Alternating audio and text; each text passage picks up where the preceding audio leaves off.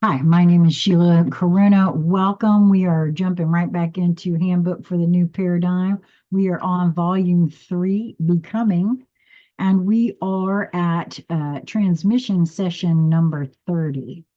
That is page 327 if you are following along with me in your own book. Humanity will continue to evolve through the process of experiencing the changes that are coming through its current experience. By learning of the universal laws and how to act and interact within their concepts, the opportunity for rapid progress is present and flowing through the experiences of all who have begun to apply them. I do feel like that's correct. I feel like those who are drawn to me and my message are will recognize when I say that, and you will feel it for yourself as well. When a greater and greater number come to quote know they are true and accurate application. Wait a minute. Da, da, da, da. When a greater and greater number come to quote know they are true and accurate I think that's a true and accurate application of the laws, bring them to the results they desire, then the manifestation of the new paradigm of existence will begin in earnest. There is through their application and understanding with the quote knowledge that they indeed do work along with the understanding of thought thinking as they move from focus and intent into real experience, the application of them will become natural. Right. It's like, first of all, I've had to see all the natural, what we would call natural programming that has been installed over the course of my lifetime. And a lot of it is useless. It means nothing. And is actually tied to a lot of trauma and belief systems that I no longer subscribe to. So it's been a recognition and a stripping away of that, right? And this now is the natural laws that we weren't aware of that are, no, they're applied anyway. There are those who know that and tend to try to direct focus and attention on the planet, right? So coming into my own focus and attention, is what I feel like this is saying, right? Um, I want to back that up. It is through their application and understanding with the knowledge that they indeed do work, along with the understanding of thought thinking as they move from focus and intent into real experience, the applications of them will become natural. It will take no more concentrated effort to apply them on a continuing basis than it does to decide to get up from a chair and move to the door or wherever else you intend without actually applying concentrated thought. And that in and of itself is what I've been looking at for myself. The mindless programming that I didn't pull right here and say, oh, what are you? And how did you get there? And what are you attached to? Right. And that's what I feel like this is saying, right? It is through intention that it is accomplished as easily as breathing or any other act that is accomplished in the knowingness that it just happens easily. The key to the application is in knowing that the intent must be in harmony with the flow of expansive creative energies that move and carry the manifestation of galaxies, solar systems, planets, and individuals through to experience creation in the observation mode. It is necessary to understand that all that is considered reality first begins in the imagination. Feel into that for a moment. The mind of the conceiver. The focus of intent moves the process through the various stages of conception to energy conversion, resulting in coagulation of that energy by slowing down the vibration until it manifests into observable, touchable matter, or what is called manifested reality. This is why I feel like this is in operation. It is a natural law. It works all the time anyway, whether you believe in it or not. Thought thinking within itself also works. So if you think it doesn't exist, you ain't going to see it. Because that's a very real thing. Look at all the fairy stories where they say, if you believe it, you will see it. There's a reason that those messages are there. Any and everything, here it is right here. This was in somebody's imagination until it came into reality. Somebody dreamed this up first. This is why we have to quit telling children that they need to quit playing and stuff like that, because just because you don't see it and you don't believe it doesn't mean that it's not real and that it's not there.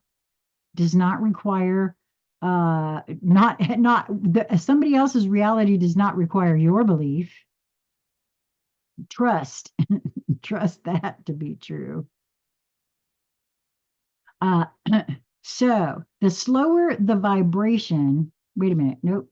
What is considered reality is focused intent, condensed through application of the universal laws by holding the intent firmly and knowing that the process works until it does, or having a collective focusing on everything until it's palpable enough that it actually pops into matter, right?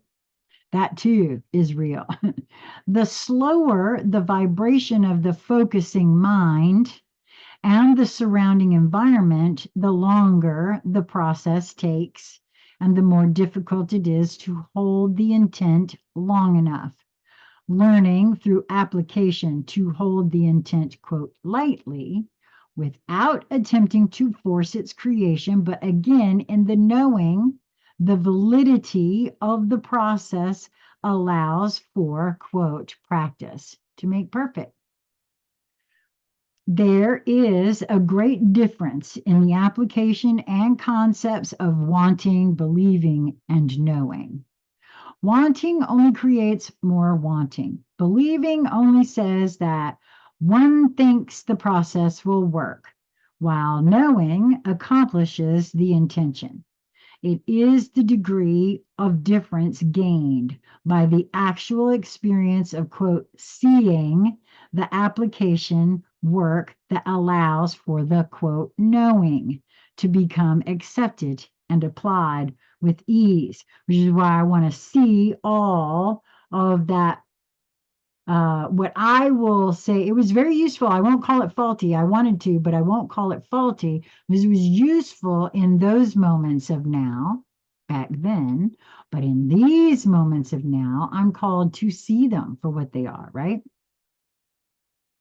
The first attempts at application must be reasonable and believable in order to reach the knowable level of acceptance. The nuances of these concepts are important to contemplate. bringing the understanding that deliberately applying the concepts of these laws may not be an easy task in the beginning. Thus, to choose a single application with which to test the theories is of primary importance. It is the habit of man to want everything at once and to fail to take a new process slowly and deliberately. I resonate with that. The learning of the application of the laws is much like stringing beads one at a time. What is challenging is to hold the concept to be manifested clearly in mind without adding nuances to it that complicate and slow, or in fact, halt the entire process because of unnecessary detail. Boy, oh boy, I'm being shown right now where I've done that. Yeah, over and over and over again, right?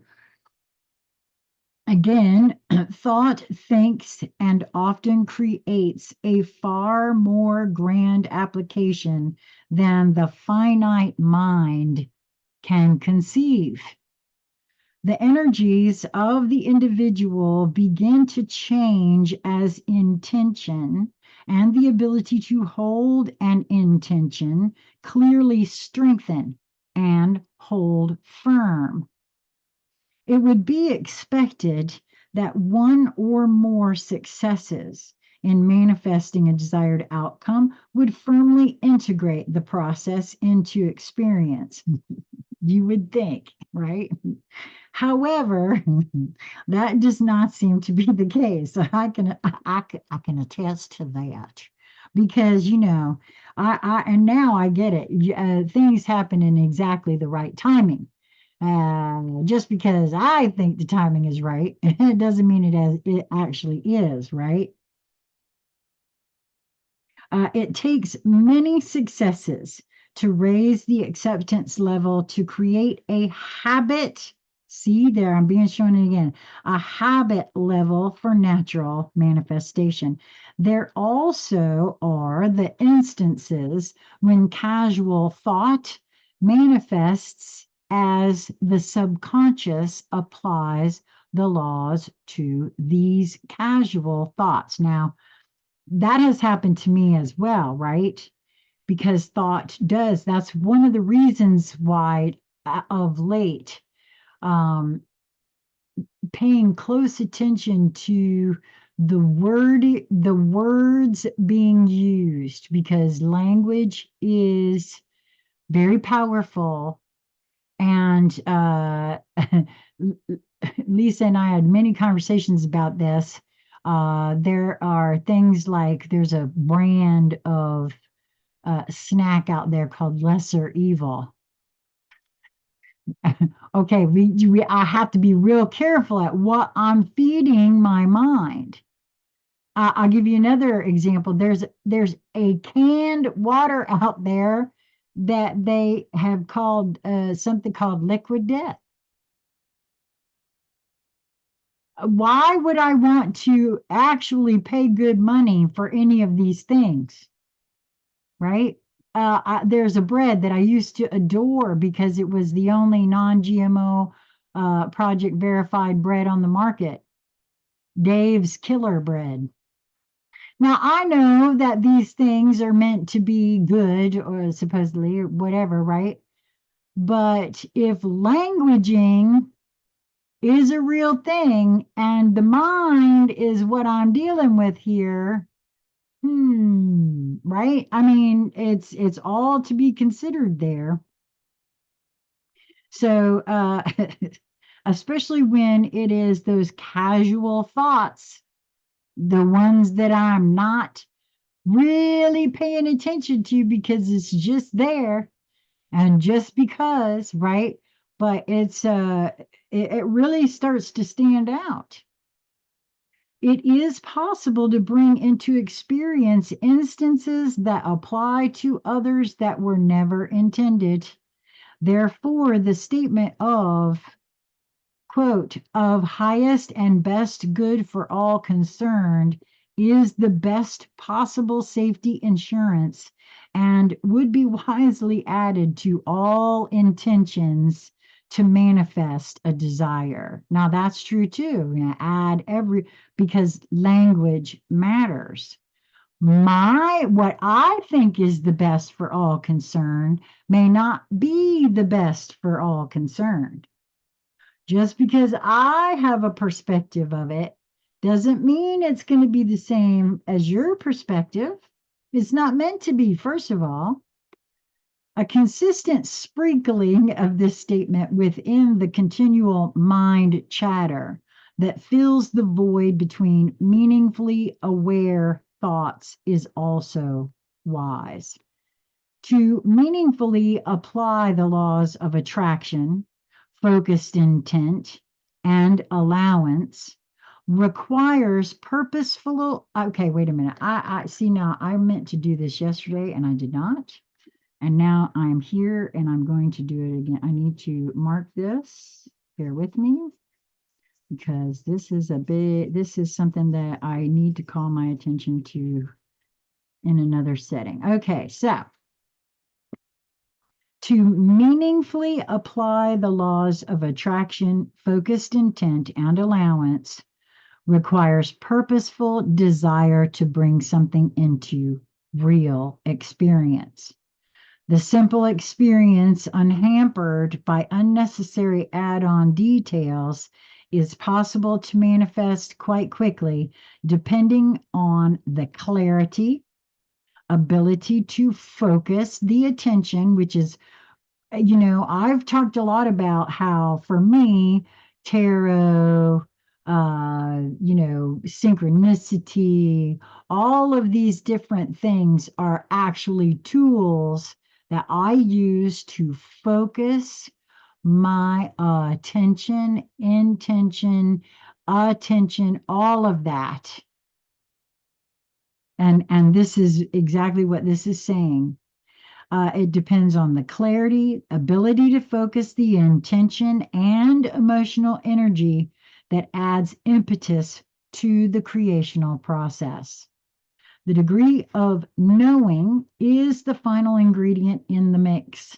It is difficult to determine the difference between believing and knowing. Ask me how I know that.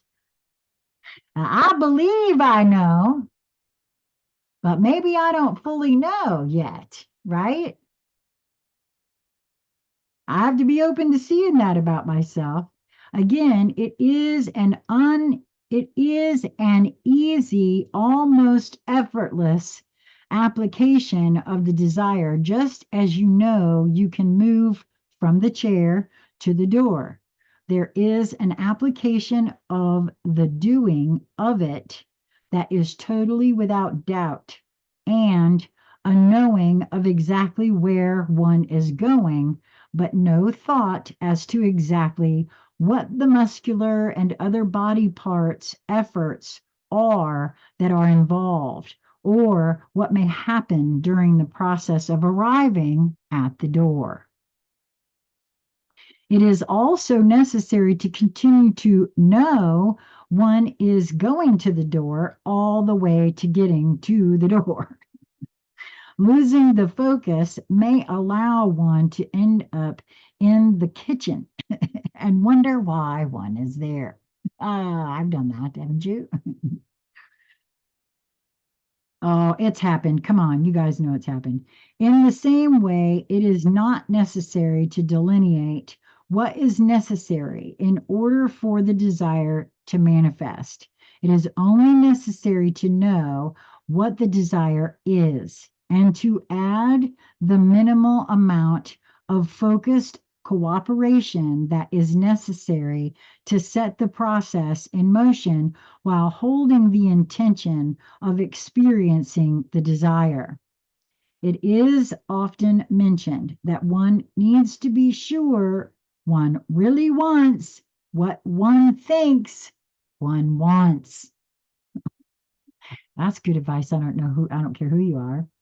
Most think of casual thoughts or statements that have brought experiences with consequences not expected.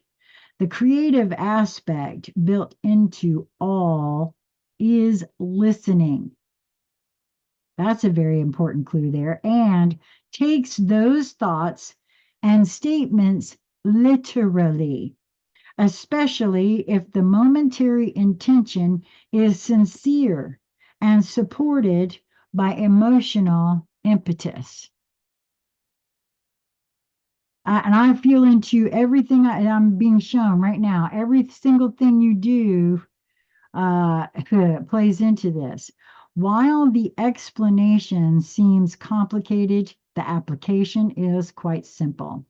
It is a matter of simply doing it simply. The complicated part is when doubt slows or destroys the effort entirely. To begin by choosing a desire that is totally contrary to the current experience is to set up a formula for failure. To attempt to move from poverty to affluence with one desire is sure to fail. Oh, that's true. I don't care who you are. It is best to begin with something small and simple. It adds to the process to act as if the desire is already happening. Place an empty hanger in the closet for the new coat. Make space in the cupboard for a new dish or pot, etc. Then be patient and wait expectantly. Well, you know what? I that's the end of number 30. I can attest to you that that does actually work. Otherwise, Candy would not be sitting out here in my driveway right now. My van that I was gifted by a viewer. Uh, I know that this works. I wasn't tied to how that would happen. I'm still not tied to how it will actually fulfill its completed role to what I saw. And even though that's all those years ago now, I've had candy since what, late 2019, I think. It was right before the pandemic when she showed up for me, and it's still not a fulfilled vision, but and apparently it's just not time. It's not ready. You know what I mean? Well, I hope you enjoyed this. I will be coming back to read number 31 in just a few moments. Until next time, I hope that you will continue to move towards that which brings you joy in each moment, as it really is just a matter of perspective. And until we meet again, be well, my friends.